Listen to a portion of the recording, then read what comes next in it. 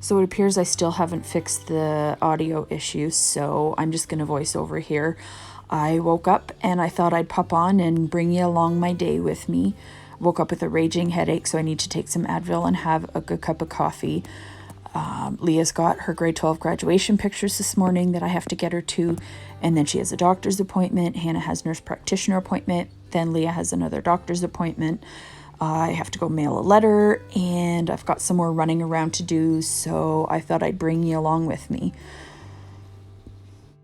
I'm going to throw something easy in the crock pot because of our busy day, so that'll hopefully be helpful. So I'm back and I'm going to put meatballs in the crock pot, and I'm going to make cornbread with it. And then later when it's supper time, I'll make vegetables to go with it. I don't need to make those ahead of time. I've got my coffee here and I took some Advil, so hopefully it helps and it'll kick in.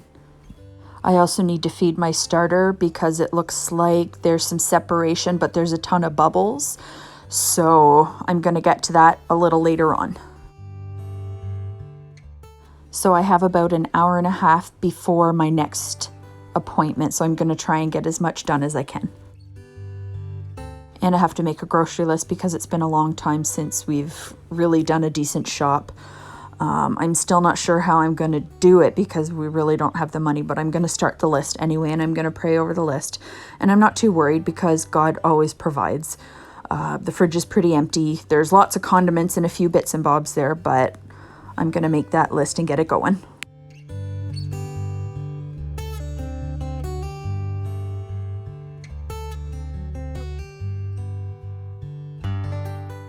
Here I'm washing the pan for the cornbread because it was down on my pantry shelf and it got a bit dusty.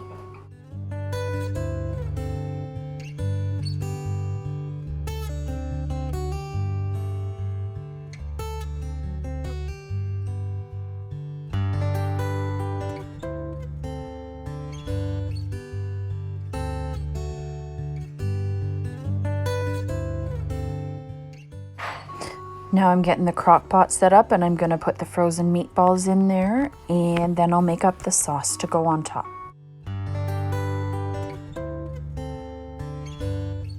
So I had to run downstairs and get a can of tomato soup to start the sauce for the meatballs. I'm just getting a bowl to mix everything in. First up is the can of tomato soup that I'll put into the mixing bowl.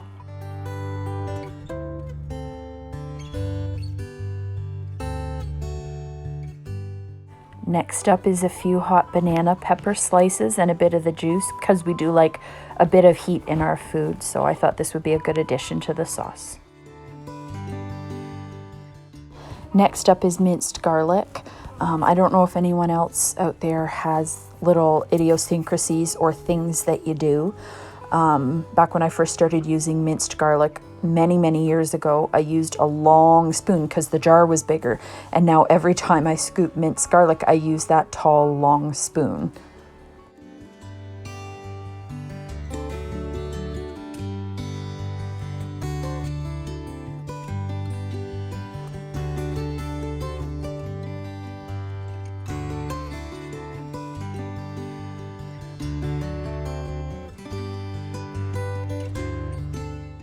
And now I'll give everything a good mix with the little whisk that I have in the bowl there before I grab the rest of the ingredients for the sauce. Next ingredient is beef oxo powder or beef bouillon. So I'm adding that in, and it ended up clumping, so I had to break it apart and then pour it in so I could mix it. As I mix in the bouillon powder, I realize I do need some water because it's a little thick and I want it to stretch to cover all the meatballs well. So what I end up doing is putting some hot water in a bottle of honey that only has a little bit of crystallized honey left, which I was going to add anyway, so it worked out well.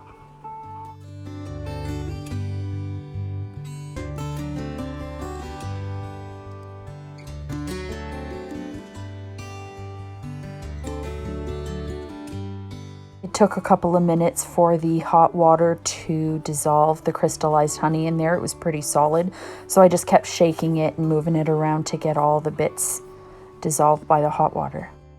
Now I can add the honey and the water that I needed to add to the sauce and get it all mixed up. Now that all the ingredients for the sauce are mixed, I'm going to pour it over the meatballs and give the whole crock pot a good stir. It smells amazing already, so I'm sure it's going to taste good. I'll put the lid on here and plug it in.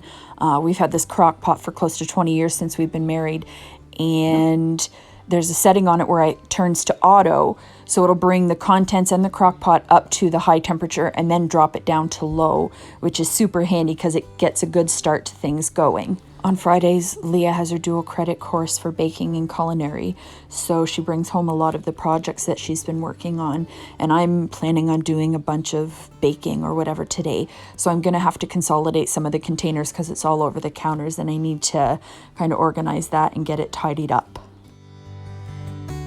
I pulled out 2 bricks of butter from the fridge that I'm going to have to let sit for a couple of hours because we're almost out of margarine. That's another thing I need to add to my list. And I'm hoping to whip the butter in my mixer for a while and add a bit of oil at the same time to keep it spreadable. So that's another thing I got to do today.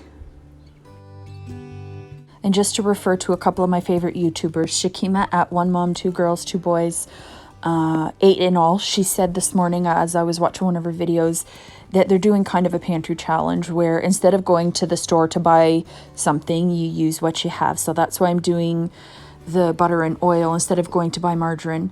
And then Candy over at Tubs of Love said they were doing like an eat at home challenge. So instead of buying takeout, you make do with what you have at home. So instead of grabbing a pizza or something, which I don't have the money for, I'm throwing a meal in the crock pot. And yeah, so I want to use what we have before I go ahead and buy new stuff anyway. I'm still having trouble with the audio, so I have to fix certain parts of it. But all these part boxes I'm going to add with 2 part bags of marshmallows that I have in the cupboard. I'm going to melt them down with some butter and vanilla and make them into like cereal bars, kind of like Rice Krispie squares. So I'm not going to add the vanilla until the marshmallows are partly melted so it doesn't scorch or burn. And I'm going to put both of those bags in there with just a big blob of butter, and we'll get that melting. I'm just getting my big red nonstick pot to put everything in to hopefully avoid scorching or burning while everything is melting together. The butter's melted now, so I can add in the marshmallows. And I found a small bag in the cupboard of some chocolate melting wafers, so I'll add those in a minute there as well. I don't know if anyone else's families do that, but they open a new package of something without checking if there's already a package open, so then we end up with multiple packages or bottles of the same thing open, and then we have to figure out a way to use them before they go bad. Since the packages of marshmallows are kind of all together in one lump, I'm trying to break it apart as it melts so that it doesn't burn or scorch on the clumps that aren't broken apart. So I just keep working it around and flipping it, letting the butter kind of coat it so that it, again, doesn't stick or scorch to the pan. I was just saying here that I might taste one of these later.